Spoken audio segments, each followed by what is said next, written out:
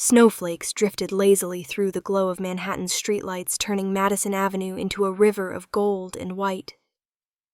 I eased my car to a stop in front of the Glass House, the kind of five-star restaurant where senators, CEOs, and socialites booked months in advance.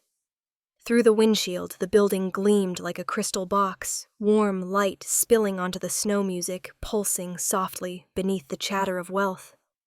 I cut the engine and sat there for a moment, my breath fogging the glass. 3 years ago I bought this place, but tonight my family still thinks I'm the failure. If you haven't subscribed to the channel yet, don't forget to hit subscribe /like button and tell us in the comments where you're tuning in from. The valet rushed toward my car, his gloved hand already on the door handle. "Good evening, ma'am," he said with polite indifference. He didn't recognize me, of course. That was the plan. I stepped out, adjusted my coat, and looked up at the brass plaque beside the door. The Glass House. Since 1988. My reflection shimmered in the metal layered with the lights of the city and the snowflakes melting on my hair. Inside, warmth enveloped me instantly. The scent of cedar and cinnamon, the quiet hum of conversation, the crisp clink of glass against glass. I followed the hostess upstairs to the private dining room reserved for the Harper family Christmas dinner. The air smelled of truffle butter and wine. A grand piano played a gentle rendition of Have Yourself a Merry Little Christmas. Gold lights wrapped around a massive fir tree in the corner. The table was long covered in white linen, set with crystal and silver that sparkled under the chandeliers. My father, Robert Harper, was standing at the head of the table, a glass of brandy in one hand, his voice deep and commanding as ever. The Glass House still maintains its standards, he told one of his old friends from the Boston firm. In New York, very few establishments understand refinement anymore. He was in his element, savoring every syllable. My mother, Margaret, sat beside him, all pearls and posture, nodding, as if she had curated the evening herself. My sister Samantha was scrolling through her phone, probably crafting the perfect Instagram caption, "How'd family Christmas? Have fine dining." When I appeared in the doorway, chairs creaked. Every head turned. Samantha's eyes flicked from my plain black dress to my boots. Practical, not designer. My father lowered his glass just slightly. "You made it," he said. Not smiling. "Good. I thought maybe you'd forgotten Christmas this year." "I wouldn't miss it," I said quietly, taking off my coat. Samantha smirked. "Olivia always arrives at the last minute. It's part of her startup lifestyle." Laughter rippled around the table light and cruel. I took the empty seat near the end, the one they always left for me, close enough to be seen, but far enough not to disrupt the circle. The waiter poured sparkling water into my glass. My father leaned toward me and murmured, "Careful, dear. Try not to spill. This isn't one of those cheap apartments you like so much." I kept my smile polite, my eyes on the napkin in my lap. "I'll try, Dad." He turned back to his friend, already mid-story about a golf trip in Florida. The conversation rolled on, full of business deals, law firms, investment returns. Samantha chimed in occasionally about her promotion at the bank. "It's been a busy quarter," she said. "Our department hit record profits. Of course it's exhausting, but success usually is." Mother beamed. "We're so proud of you, darling." My father raised his glass toward her. A real Harper achievement. Their words floated above the table like champagne bubbles, fragile and empty.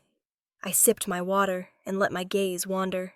The servers moved gracefully between tables carrying plates of lobster bisque and steak au poivre. I recognized most of them by name, though they didn't know I was watching as their employer. I'd trained them myself the first month after I bought the Glass House. Efficiency, courtesy, composure.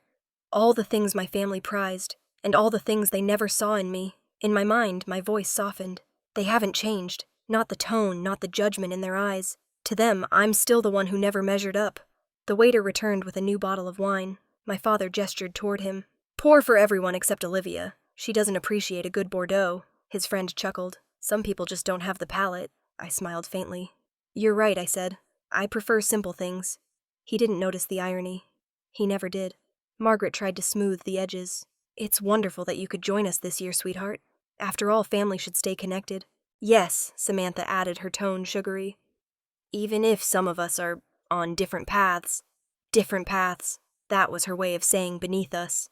The conversation drifted toward holiday plans and ski trips. I nodded when necessary, answered when spoken to. my voice in the background of their perfect portrait. My father launched into another story about the glasshouse's reputation, gesturing grandly around the room. This place, he said, proudly represents class, legacy, the kind of sophistication people can't fake. My eyes shifted to the far wall, where a small brass plate gleamed under the lights. Owned and operated by Harper Hospitality LLC. No one noticed it. They were too busy toasting themselves. I felt a quiet smile touch my lips. No one ever reads the details right in front of them. The piano melody softened. Snow continued to fall beyond the tall windows, and for a brief moment, the city outside felt completely still. I folded my hands in my lap, listening to their laughter echo through the room, thinking how strange it was to be surrounded by people who could see me and still never recognize me. I can still see that Christmas night, as if it were frozen in glass. 7 years ago, Boston was covered in a quiet, merciless snow. The house on Beacon Hill smelled like pine, and expensive wine candles flickering against the old wainscoting. My father stood at the head of the long dining table, carving a roast. Like it was a courtroom argument he'd already won. Dinner had barely begun when he looked up, his tone sharp. "So, Olivia, what's the plan now that your firm let you go?" The question wasn't a question. It was a verdict. I kept my eyes on my plate. "I'm figuring things out." Samantha laughed softly, a practiced sound. "You mean you still don't know?" My father didn't wait. "You wasted an MIT degree to play with data that no one cares about. You could have joined my firm, but no, you had to chase some startup nonsense." I felt my mother's hand brush mine beneath the table, a gentle warning. "Robert, please. It's Christmas." He ignored her. "You think the world rewards dreamers? You think anyone pays for numbers on a screen?" His voice rose with every word. The chandelier light made the veins in his neck stand out. I tried to keep my tone calm. "I want to build something of my own, Dad. Something real. I'm not asking you for anything." He slammed his palm on the table, the silverware jumping. "Real. You have nothing. No job, no savings, no plan. You think you can code your way to success if you're not willing to work under people who know better you'll fail. Don't expect me to catch you." The room fell silent except for the faint crackle from the fireplace. Samantha finally spoke softly but cutting. "You could come work with me at the bank. At least it's stable. I don't want your pity job. Good." She leaned back. "Then maybe you should stop acting like stability is beneath you." My mother tried to smooth it over, voice trembling. "We all just want what's best for you, honey. Maybe this isn't the time to take risks." My chest tightened. "When will it be the time, Mom?" "When I'm too old to try." My father's tone went cold. "Enough. You've made your choices. If you're walking away from this family, do it completely. But don't come crawling back when the world teaches you what discipline looks like." He rose from the table, the scrape of the chair loud and final. I stared at the half-eaten meal, the gravy running into the potatoes, and suddenly it felt impossible to breathe. I stood up slowly. "Don't worry, Dad. I won't crawl back." My mother's voice broke. "Olivia, please, don't leave tonight. The roads." But I was already at the door, pulling on my coat. The wind hit me the second I stepped outside, sharp and clean, stealing my breath. Behind me, through the frosted window, I could see their silhouettes. My father pouring himself another drink, my mother dabbing her eyes. Samantha looking bored. The cab ride to South Station was silent, except for the hiss of snow under the tires. The driver glanced at me once in the mirror, maybe wondering why anyone would be leaving a warm home on Christmas night with just one suitcase. At the station, I bought a one-way ticket to New York. The waiting area was nearly empty, just a few travelers hunched over phones, the smell of coffee and wet wool in the air. I found a seat by the window and stared at the tracks disappearing into the white distance. For the first time in my life, no one was expecting me anywhere. On the train, I sat by the window, my reflection ghosted over the dark glass. The city lights blurred into streaks of gold as we moved south. My phone buzzed once, Mom's name, but I let it go dark. I whispered to the empty seat beside me, "I'm not running away. I'm starting over." By the time the train reached Penn Station, it was past midnight. I stepped into the city's breath, steam rising from manholes, taxis honking somewhere unseen. Snow was turning to slush on the sidewalks. My boots soaked through within minutes, but I kept walking until I found a small 24-hour cafe tucked between two closed storefronts. Inside, the fluorescent lights hummed. A sleepy barista nodded as I ordered the cheapest coffee on the menu. I sat by the window watching flakes melt against the glass and pulled out my old laptop. The hinge creaked when I opened it. The screen glowed pale blue. My fingers hesitated on the keyboard. I had no business plan, no funding, no safety net, only a stubborn belief that I could prove them wrong. I typed slowly, each keystroke grounding me Harper Data Systems. Draft 1. The cursor blinked, waiting for the next word. I thought of my father's voice, his certainty, his finality. Then I thought of the silence that would come the day he realized I'd survived without him. Outside the first bus of the morning hissed past. I took a sip of bitter coffee and kept typing. Not because I knew where it would lead, but because it was mine. The apartment was barely big enough to hold my ambitions. 400 square feet on the 3rd floor of a brownstone in Brooklyn. One room, a kitchenette, a window that leaked in winter. My desk doubled as a dinner table, my bed doubled as a couch, and the hum of the radiator was the only sound that reminded me I wasn't entirely alone. No one knew I'd lived off coffee and instant noodles for nearly 2 years. I didn't tell anyone because pity was worse than silence. I kept my schedule ruthless up before sunrise coding until my eyes burned, sending proposals to investors who would never read past the first line. Nathan Cole was one of the few who still picked up my calls. We'd known each other since MIT. He had gone into corporate law, steady job, steady paycheck, the kind of success my father would have applauded. When he saw my business plan, he didn't laugh. He told me to come to his office on Park Avenue. The day I walked into his glass building, I felt like an intruder. Everyone in the lobby was dressed like money. Nathan met me in the cafe downstairs, waving from across the room. "You look thinner," he said, half joking, half concerned. "Stress diet." I told him. He scanned my files, tapping his pen. "Okay, here's what you're missing. You need an LLC, Harper Data Systems, register in New York, and you'll need an EIN for taxes. I can walk you through it." I remember laughing nervously. "I can't afford your hourly rate, Nathan." He smiled. "I'll bill you when you're a millionaire. Just promise you won't forget me when you are." With his help, I filled out the paperwork, applied for an SBA startup loan, and opened a business account with the smallest deposit the bank would allow. It wasn't glamorous. It was survival with a purpose. A few months later, I met Ella Rivera through an online tech forum. She was 28. Energetic, worked in PR for a small agency. She believed in startups that told real stories, not just ones that chased trends. "You don't need investors to believe in you yet," she said. "You need clients who do." She helped me design a simple website and crafted a tagline.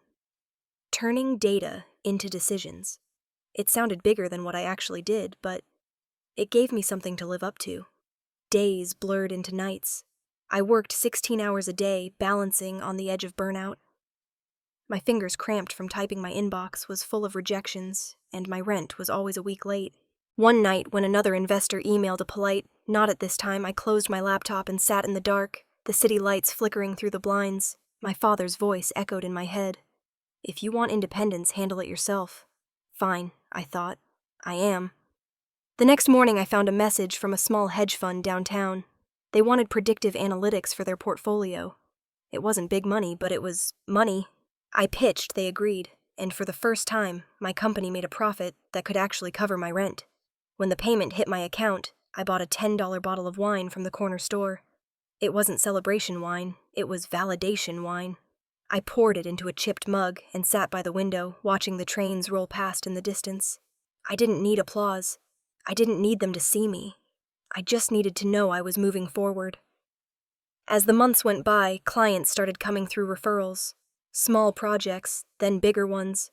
By late 2020, Harper Data Systems had grown from a laptop in a Brooklyn studio to a 3-person team renting shared office space in Soho. Nathan called one night, his voice sharper than usual. "You're building momentum, Liv. Don't stop now. I won't." I said, though, exhaustion had become my closest friend. Then came the message that would change everything. It was late. Almost midnight. And I was still working when my phone buzzed. From Nathan. "There's a 5-star restaurant in Manhattan going under. The owner's desperate. You should look into it. Price is low, location is unbeatable." Attached was a photo. The image opened to a shot of the glass house, its tall windows glowing against a curtain of snow, reflections of light rippling across the sidewalk. Something in my chest tightened. It looked exactly like the night I left Boston, the same kind of snow, the same loneliness wrapped in white. I stared at the photo for a long time. Buying a restaurant had never been part of any plan. I was barely keeping my own company afloat. But there was something about that building, elegant, bruised, still standing, that mirrored everything I felt about myself. I typed back, "Send me the details," Nathan replied within a minute. "You thinking about it?" I leaned back in my chair, the radiator groaning behind me, and watched the snow drift past my window. Maybe, I whispered, maybe it's time I stop renting my life and start owning something. The cursor blinked on the screen, the city humming quietly outside. For the first time in years, I felt the faint, thrilling pulse of possibility. The next week, I stood across the street from the glass house, the winter wind biting through my gloves. The restaurant was quieter than I remembered. Its once busy entrance now half dark, the awning dusted with snow, the brass handles dulled with fingerprints. The pandemic had done what decades of competition hadn't. It had drained the life from one of Manhattan's most iconic dining rooms. I pushed through the revolving door and was hit by the familiar smell: lemons, polished wood, and faint perfume from a forgotten era. The lobby lights buzzed softly. I had been here before long ago, wearing a cheap black uniform and flats that blistered my heels. I used to work here during college, balancing trays heavier than my body weight, memorizing the sound of laughter I couldn't afford to join. The current manager, an older man with tired eyes, met me by the host stand. "We're showing the space to a few interested buyers," he said, his tone a mixture of resignation and hope. "The owner's cutting his losses. COVID destroyed our bookings. Half the staff's gone. If someone doesn't buy soon, it'll close by spring." I ran my fingers along the edge of the marble host desk. "What's the asking price?" He gave a short laugh. "It was $12 million before the pandemic. They'd take half that now, maybe less. But whoever buys it will have to gut the place or resurrect it. Either way, it won't be cheap." I nodded slowly, my mind already racing. Later that afternoon, I walked through the kitchen, cold, half empty, the hum of refrigerators echoing. That's when I met him. Marcus Reed, the former executive chef, was sitting at one of the prep tables, sleeves rolled up, flipping through an old menu like it was a photo album. He looked up when I entered. "You're not with the brokers, are you, no?" "I used to work here," I said. He smiled faintly. "Server or hostess?" "Server," I admitted. He laughed once without malice. "You've seen this place from the trenches then. You know how much it hurts to watch it die." We talked for a while, about how he'd been let go 6 months earlier, about the loyal staff scattered across the city looking for work. He told me how the glass house once stood for something more than fancy food. It was about people, he said, eyes distant, the kind of place where a kid could propose over a steak, and the staff would remember them the next year.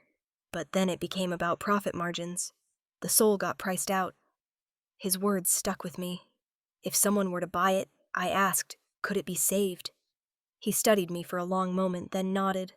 If they understand people more than they understand numbers. That night, over takeout noodles in my apartment, I called Nathan. How complicated would it be to buy a restaurant? He laughed. "Complicated enough that I should bill you double." "I'm serious," I said. "The glass house is on the market." There was a pause. "You mean the glass house?" "The one on Madison." "That's the one." He exhaled. "Harper. That's not a small play. Even at a pandemic discount, we're talking millions. You'd need an acquisition entity. Keep your name off it until you decide how public you want to be. Arden Hospitality," I said without hesitation. "Set it up tomorrow." He chuckled. "You've already named it, I just did. Within weeks, the paperwork was done. Harper Data Systems financed the purchase through a holding account, and by spring 2021, the glass house belonged to me. The sale closed quietly, no press release, no announcement.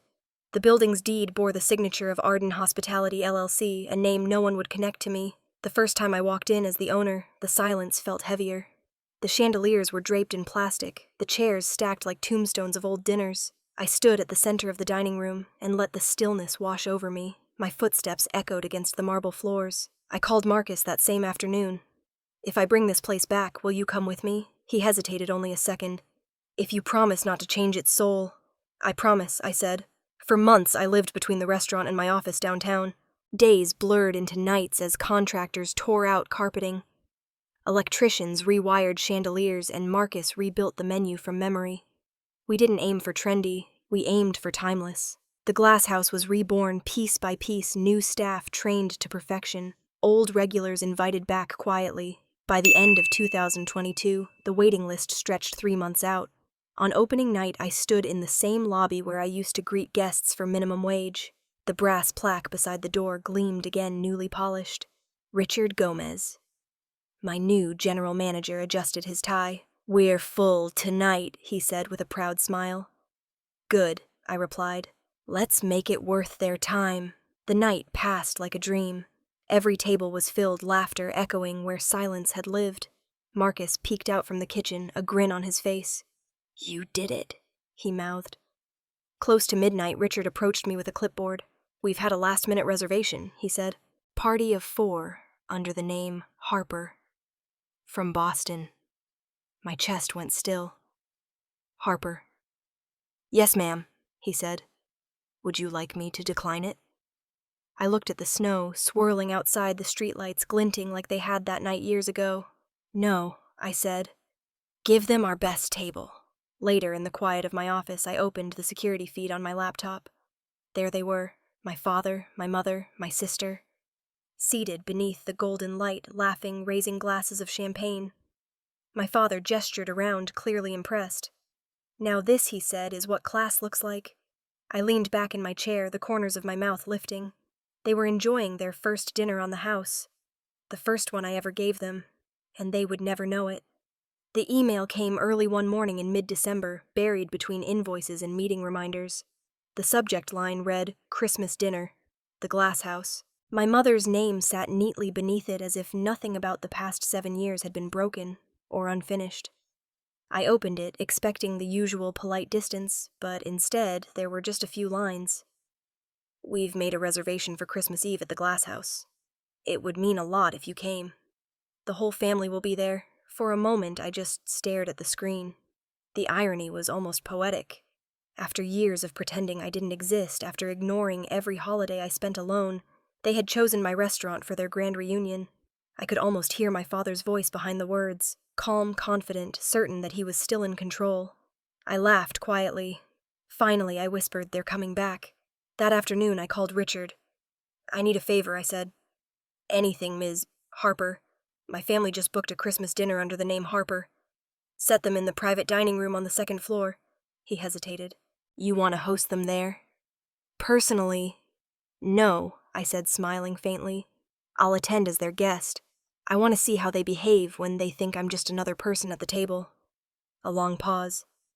"Are you sure about this?" "I'm sure. This is the first Christmas I'm not running from." "Understood. I'll handle the arrangements." A few minutes later, again, Marcus poked his head into my office. He was holding a stack of menu drafts, his apron dusted with flour. "Richard told me," he said. "What do you want us to serve them?" I leaned back in my chair. My father's favorite, beef bourguignon. "But make sure I approve it before it leaves the kitchen. I want it perfect." He smiled knowingly. "You're not nervous, are you?" "I was years ago," I said. "Now I'm curious." That evening, after everyone left, I stayed late in my office.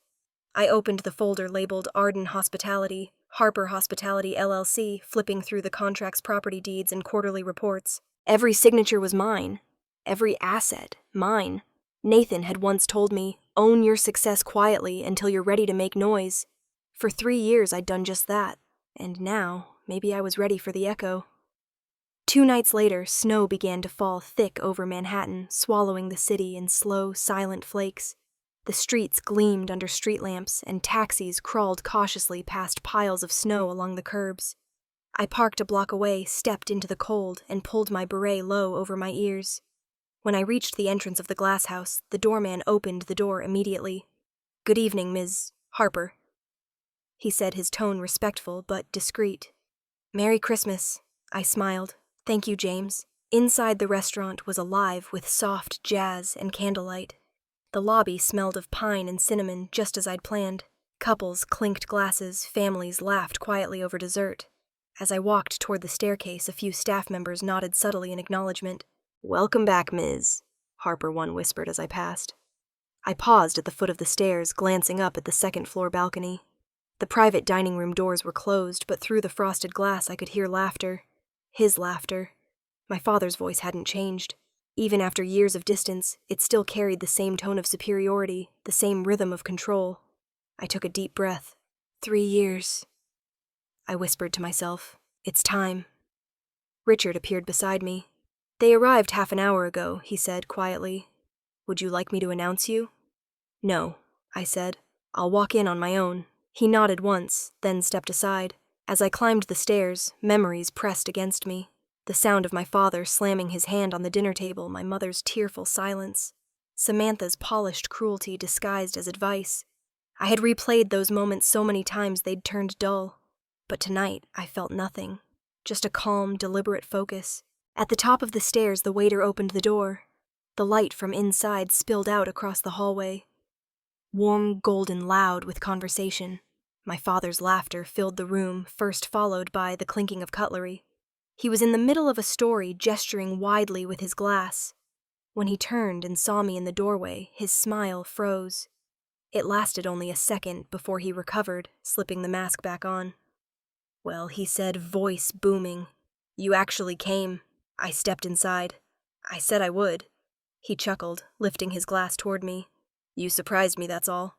I figured you'd be too busy with your data thing, whatever it is you do these days," Samantha added without looking up from her phone.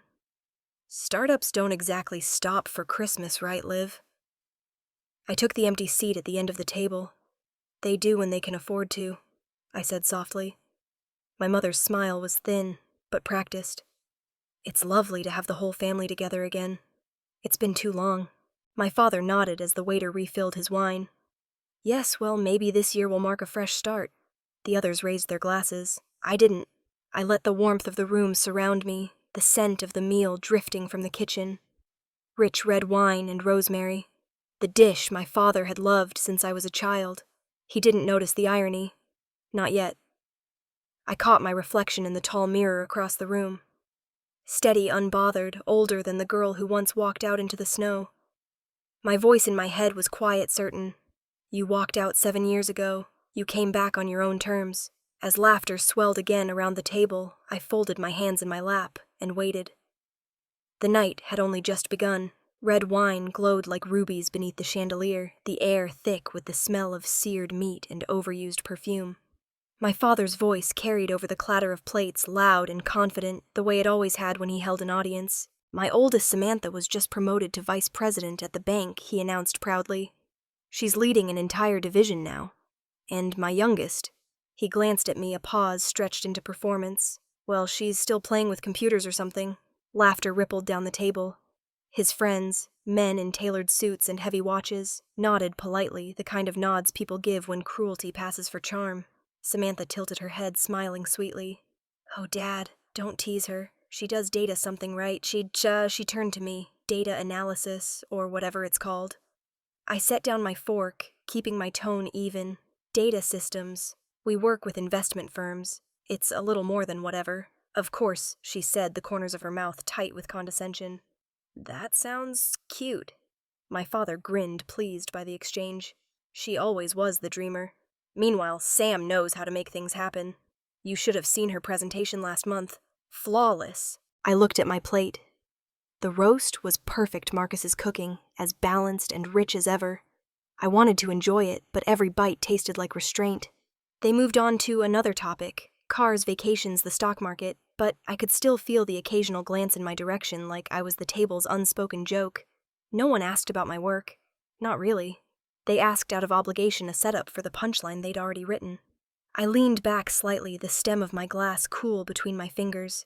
Voiceover threaded through my thoughts like quiet defiance. No one asks to know me. They ask to measure me, to make sure I still fit inside the box they built for me years ago.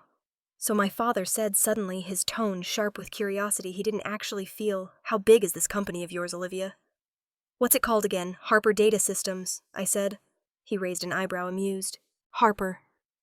Bit self-important naming it after yourself, don't you think? How many people are we talking? 5, 10, 70? I said simply. That earned a low whistle from one of his friends. 70, huh? That's something. But my father only smirked. Good for you. At least it's bigger than a corner grocery store. Samantha laughed lightly, shaking her head. Dad, be nice. You'll hurt her feelings. I don't have any feelings left for that kind of thing, I said, smiling faintly. The table went quiet for a beat. Then Samantha leaned toward me, chin resting on her palm. Tell me, Liv, don't you ever think about settling down, starting a family, or is your work still your one true love? It wasn't the question, it was the tone. The way she said work like it was a disease. I'm doing fine, I said. She tilted her head. Of course you are. But success only counts if you have someone to share it with, right? My father chuckled. There's still time. Maybe one day she'll meet someone who can put up with her independence. Their laughter spilled over the table again. My mother's voice tried to cut through, gentle and weary. Robert, please, let's just enjoy the meal. He waved her off, already pouring more wine. I'm just saying it's not easy for a man to handle a woman who wants to be in charge all the time. I reached for my glass, my fingers steady, even as something inside me went very still. A waiter approached quietly to refill the drinks, and my father turned to him, his voice booming across the room. Hey, young man, you could let Olivia try that. She might need a backup career if this data thing doesn't work out. The waiter froze, not sure whether to laugh. The others did it for him, small, polite chuckles from men who'd never worked a day on their feet. Samantha smiled behind her glass. My mother's voice barely rose above a whisper. Robert, that's enough. He ignored her. I'm kidding. Don't get so serious. Though between us, these servers are quicker than you ever were, Liv. My fingers tightened around the stem of my glass, but my face stayed composed. I could feel the eyes on me. There's the staff hovering near the doorway. Inside, my thoughts were calm and cold, as the snow outside. You want to humiliate me in the house I built? Fine. Keep talking. I'll let you finish. I stood, the chair legs scraping softly against the floor. The laughter dimmed. My father looked up, wine glass halfway to his lips. What? No sense of humor. I set my glass down carefully, the red liquid trembling but not spilling. My voice was even, almost soft. I'll remember what you said, Dad. He smirked, misreading the quiet. Good, maybe it'll toughen you up. I nodded once. Maybe it will. For a moment, no one moved. Then I turned away, the hem of my dress brushing the floor as I walked toward the far window. Outside, snow was falling again, heavy and slow, blanketing the city in light. Voiceover lingered in my mind, measured and resolute. I used to think I needed them to understand me. Now, I just need them to witness me. Behind me, the laughter picked up again, thinner this time. They didn't know it yet, but dinner was almost over, at least for them. The noise around the table blurred into something hollow, laughter, clinking glasses, the scrape of silverware against porcelain. My father was deep in another story about the glory days of his firm, his voice booming like it owned the room. His friends leaned in, nodding, savoring every word. I sat still, my hands folded in my lap, the piano downstairs, carrying a soft melody through the floor. Voiceover threaded quietly through my thoughts. I used to wish Christmas felt warm, but somehow every year it's colder than the snow outside. A waiter approached to refill the wine. My father glanced up, irritation flickering in his expression. Son? He said, snapping his fingers lightly. A little quicker, please. My daughter here could finish a bottle faster than you're pouring it. The waiter froze, smiled awkwardly, and stepped back. A few of my father's friends chuckled. Samantha lowered her gaze, pretending to look embarrassed, but clearly enjoying the show. I stared at the rim of my glass, tracing a finger over it. I didn't react. I'd learned a long time ago that reacting only gave him more to work with. He leaned back in his chair, smirking. Actually, Olivia, since you seem between jobs, maybe you should ask the manager here, if they're hiring. You could work off tonight's bill. The table erupted in polite laughter again, the kind that burns worse than shouting. His voice carried easily over the noise of the restaurant, loud enough for the tables nearby to catch every word. I looked at him for a moment, really looked. The flush of wine on his face, the satisfaction in his smirk. He wasn't trying to joke. He wanted control. He always did. Without a word, I picked up my napkin, folded it neatly, and placed it beside my plate. My chair made a soft scrape against the marble as I stood. My mother's eyes widened. Olivia, please. But before I could take a step away from the table, I heard the unmistakable click of polished shoes approaching from behind me. Calm, measured steps. Excuse me, a voice said from the doorway. I turned slightly. Richard Gomez stood there, his suit immaculate, his presence composed. Every head at the table turned toward him. He gave a courteous nod to the group, then addressed me directly, his tone professional but warm. "My apologies for interrupting your dinner, Ms. Harper. Chef Marcus wanted to confirm your approval on the dessert menu for this evening. He's waiting in the kitchen for your feedback before proceeding with service." The room froze. For a moment, I thought I could hear the snow outside against the window panes. My father blinked, confused. "I'm sorry," he said the words slow. "Who did you say?" Richard met his gaze politely. "Ms. Harper? The owner of the glass house?" The words landed like glass breaking in the middle of the table. No one spoke. No one even breathed. I could see the dawning realization move across their faces, my mother's eyes darting between us. Samantha's smile vanishing. My father's mouth parting just slightly, as if to form a denial that never came. Richard, perfectly poised, continued. "Chef also wanted me to thank you for approving the holiday tasting menu last week. He says the new guests have responded exceptionally well. The numbers are already exceeding projections." I nodded, calm. "That's good to hear, Richard. Tell him to keep the chocolate soufflé as the closing course. It's the right note to end on." "Of course," he said, inclining his head slightly. Then, almost as an afterthought, he added, "Would you like me to have your office notified once the new quarterly reports are ready?" "That'll be fine," I replied. The silence at the table deepened heavy and brittle, the kind of silence that follows realization. My father's voice broke at first rough around the edges. "Wait a second. What is this, some kind of joke?" Richard didn't flinch. "No, sir. Miss Harper has owned the glass house for the past 3 years. I report directly to her." The words hung in the air, impossible to deny. I turned then, fully facing my father. His face had gone pale beneath the red flush of wine. My mother's hand hovered near his sleeve, trembling. Samantha sat rigid, her phone forgotten on the table. I smiled, small, calm, unhurried. "I think you know now why I don't need to ask for a job here." No one said a word. Somewhere downstairs, the pianist struck a slow, graceful chord. The sound floated upward, echoing through the room. My father stared at me like he was seeing me for the first time, his mouth tightening, his pride unraveling with every second that passed. I could feel the power shift in the air, not sharp or vengeful, but quiet and irreversible. Richard gave me a respectful nod. "Shall I have Marcus prepare the next course, Ms. Harper?" "Yes," I said softly. "Proceed as planned." He nodded once and turned to leave, his footsteps echoing down the hallway until the door closed behind him. I looked around the table. Samantha's fork clinked against her plate, a nervous, involuntary sound. My mother reached for her glass with shaking fingers. My father said nothing. For once, he didn't have a line ready. No quick recovery. No charm to smooth the edges. I lifted my glass, took a slow sip of water, and set it down again. "Please," I said, voice steady, almost gentle. "Don't let me interrupt your dinner." Then I sat back down, folded my hands, and looked him straight in the eye. As the silence deepened, my heart steady as the snow outside. A fork slipped from someone's hand and clattered against the plate, the sound sharp in the sudden quiet. One of my father's friends leaned forward, voice trembling with disbelief. "She's the owner." No one answered him. My father sat perfectly still, his knuckles white around the stem of his wineglass.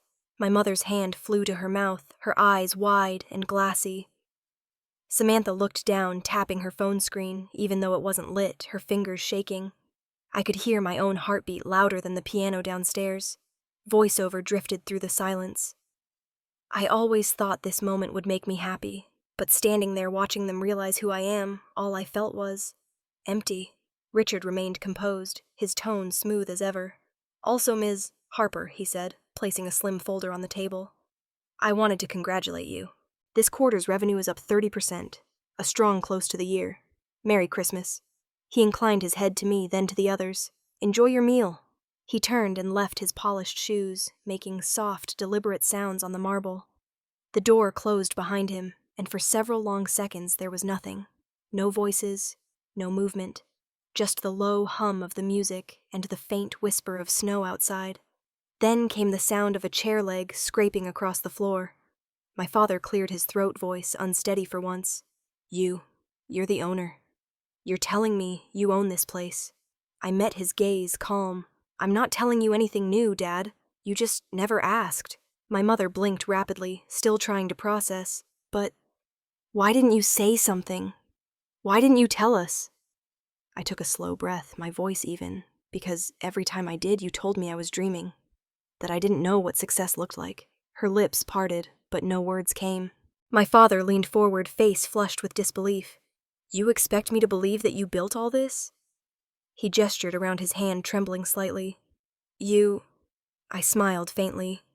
"You always said I had no idea what it took to make something real. I guess I finally learned." The silence that followed wasn't like before. It was heavier, thick with something between shame and realization. The men who had laughed at his jokes minutes ago were now avoiding his eyes. Samantha sat frozen, her phone limp in her hand. I stood slowly, letting the chair push back against the floor. I opened my purse and pulled out a simple black card, embossed with gold letters, Harper Hospitality.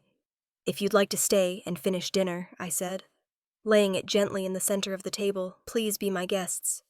Everything is already covered." My mother's voice broke. "Olivia, wait." I met her gaze softer now. "It's okay, Mom. I'm not angry."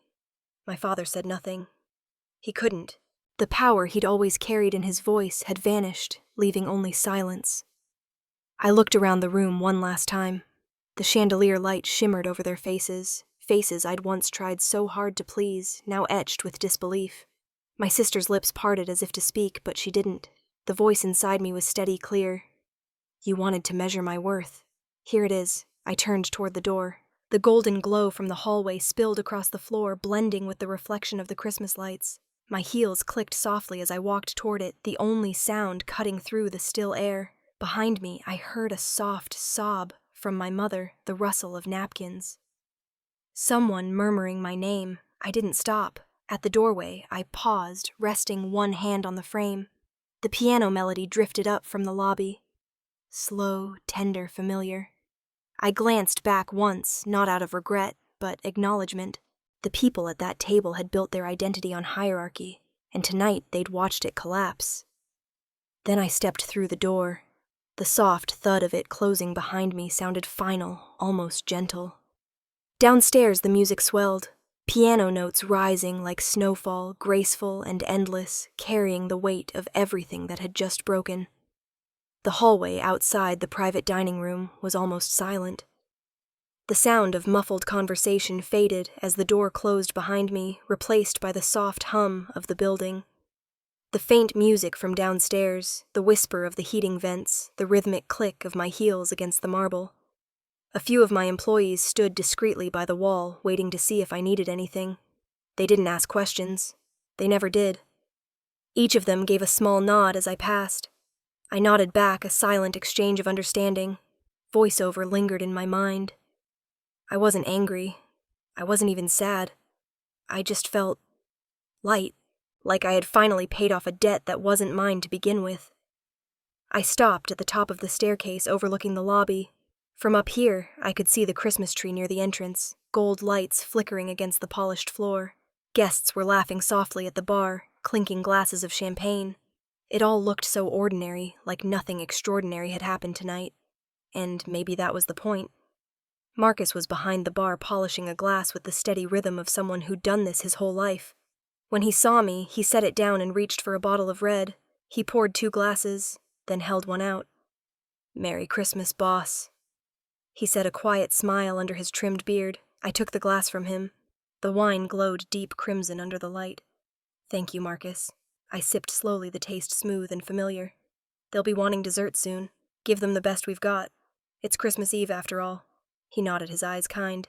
"You want me to send someone to escort them out when they're done?" I looked down into my wine, the faint reflection of the lights rippling across the surface. "No need.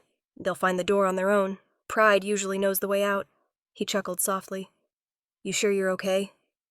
I met his gaze. "I'm fine. Just tired." He leaned an elbow on the counter. "You did what most people only dream of doing, live. You faced them without a single raised word."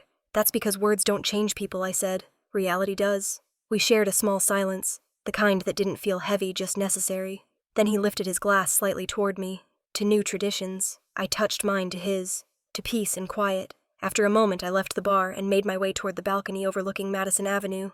The glass doors opened with a soft click, and the night air swept in, crisp, cold, and clean.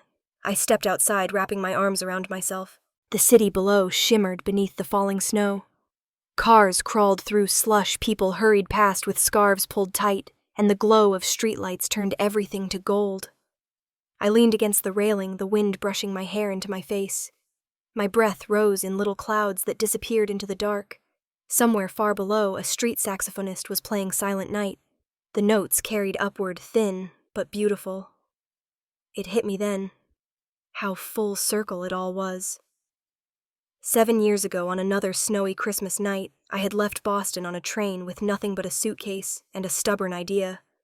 Tonight, my family sat downstairs in a restaurant they used to consider too grand for me eating food prepared in my kitchen, served by my staff, paid for by my success. Voiceover echoed softly inside me. They once told me I wasn't good enough to sit at their table. Now they're eating at mine, paid for by the work they never believed in. The thought didn't make me smile. It just made me exhale. A long, quiet breath that felt like release. Snowflakes drifted down, catching on my coat sleeve. I lifted the glass to my lips. The wine was cool now, and a single flake melted against the rim before I drank. Karma doesn't need an audience, I thought. It shows up exactly when it should. I stared at the city lights and let the silence fill me not as emptiness, but as balance.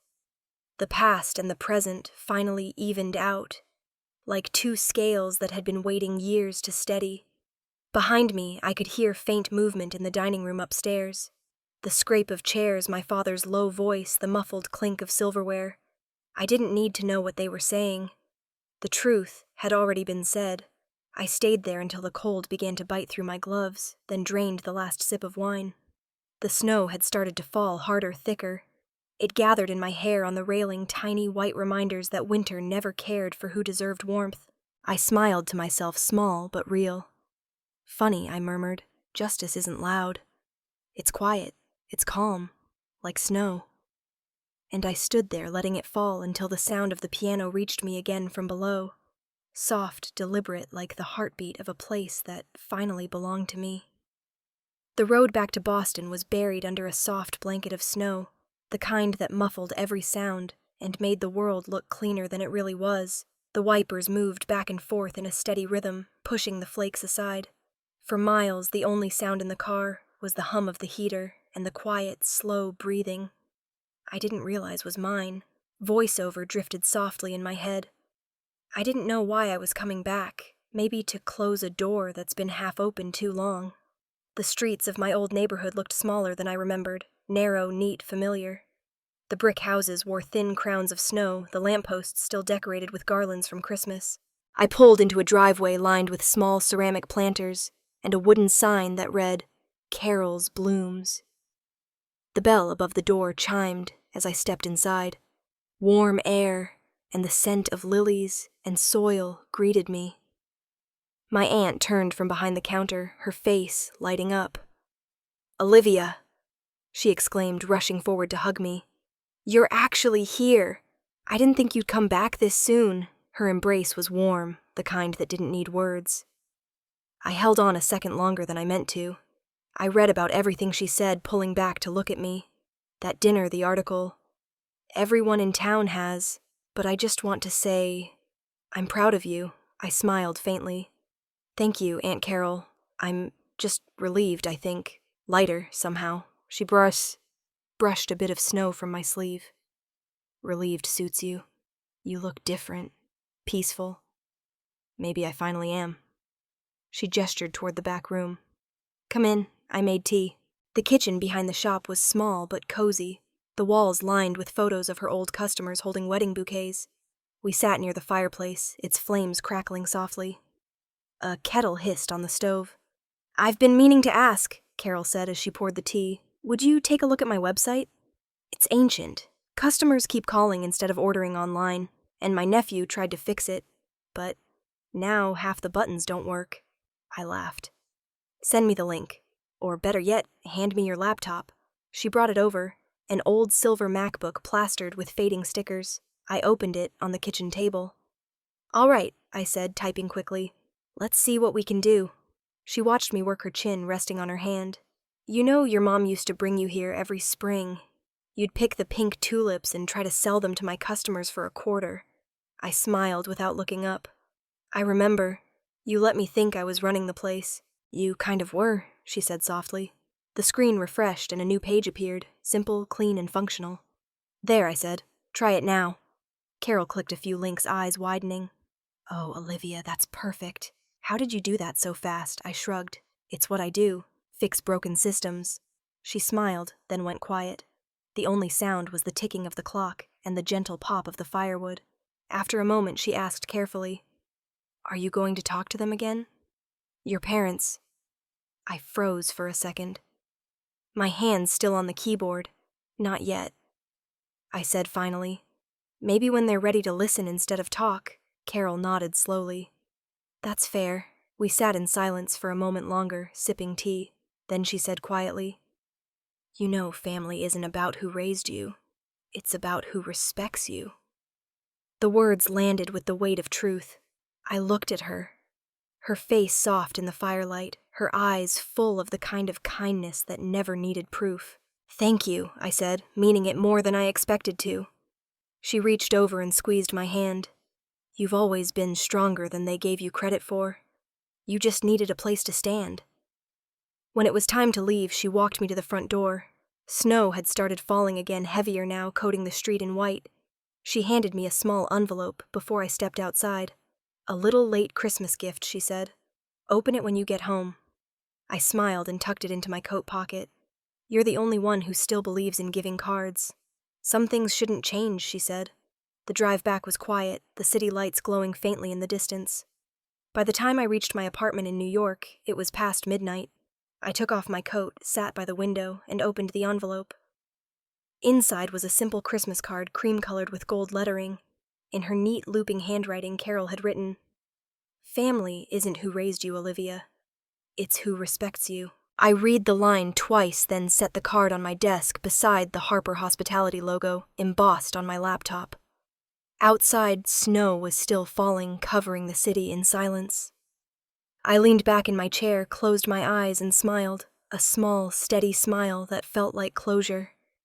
The glass house shimmered against the Manhattan skyline like it had been waiting its whole life for this night.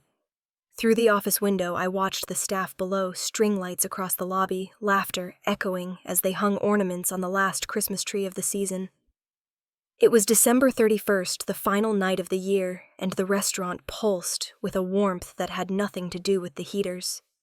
I leaned against the glass arms crossed, listening to the muffled sound of jazz rising from the dining room. For once, the place didn't feel like work. It felt alive. Soft chatter, clinking glasses, snow beyond the windows, turning every streetlight into a blur of gold. Marcus appeared at the door, balancing a tray. Special request for the boss, he said, setting it down on my desk. Fresh tomato pasta, and a glass of red. The last meal of the year should taste like home. I smiled. You always remember what I like. Hard not to, he said with a grin. You're the only person I know who runs a 5-star kitchen and still prefers simple food. He started toward the door, but paused. You know, Liv, this place feels different tonight. Lighter, like it's breathing easier. I looked at him. Maybe it's because we are. He nodded once, then left me alone with the quiet hum of the building. I sat down at my desk, the tray's warmth rising toward my hands. The pasta smelled like summer, like the kind of peace that doesn't announce itself. There was a small envelope tucked beside the plate. The handwriting was neat looping, one of the servers. I opened it carefully. Inside was a simple note, thank you for believing in us. For a second, I had to close my eyes. So much of my life had been spent trying to earn approval from people who never wanted to give it. And here it was. Unasked for freely given from people who had chosen to build something with me. The phone on my desk buzzed. I didn't need to look at the screen to know who it was. Still, I reached for it. A text from my father. We owe you an apology. I hope next year we can start over. I stared at the words for a long time. I wanted to feel something. Anger, relief, forgiveness, but what came instead was stillness. The kind that comes when a storm finally passes. I set the phone down without replying. Voiceover filled the quiet space. Sometimes silence is the only answer heavy enough to mean anything. The snow outside had started again, thick flakes swirling past the glass. I took the glass of wine, walked toward the balcony, and stepped out into the cold. The night wrapped around me, sharp and clear. Manhattan stretched out below. Bright, endless, alive. Down in the dining room, I could see guests toasting to the New Year staff, weaving between tables. The glow of candles flickering like little promises. I'd spent years trying to find a place where I belonged. Tonight I realized I had built it myself. I leaned against the railing, taking a slow sip. The wind carried the sound of distant bells from St. Patrick's a few blocks away. My breath came out in small white clouds. Voiceover rose again, steady and certain. They once wanted me to be a servant. I chose to become a leader. They taught me the most important lesson. Self-respect isn't something you're given. It's something you take back. I lifted the glass slightly, watching the Christmas lights shimmer through the red. The air smelled of snow and cinnamon. The faint echo of music below, weaving through the wind. "Merry Christmas to me," I whispered. For a while I just stood there, listening to the city breathe. The year was ending quietly, the way all important things do. Without fanfare, without applause, just truth. The clock struck midnight. From somewhere down the street came the faint sound of cheers and car horns. A few fireworks burst over the river reflections of light scattering across the restaurant windows. I smiled, turning back toward the office, leaving the balcony door slightly open so the cold air could drift in. On the desk, my phone buzzed again with new messages, but I didn't look. Some stories didn't need sequels. I sat down, took one last bite of pasta, and let the warmth settle through me. For the first time in years, I wasn't proving anything. I was just living it. Voiceover softened into the final words, the kind that linger even after the screen fades. Success isn't revenge. It's quiet justice. If you've ever been underestimated, let your success do the talking. The music swelled, a slow, soulful piano piece. Outside, the church bells rang 12 times, echoing through the city. And as the lights of the glass house glowed against the falling snow, the screen faded to black.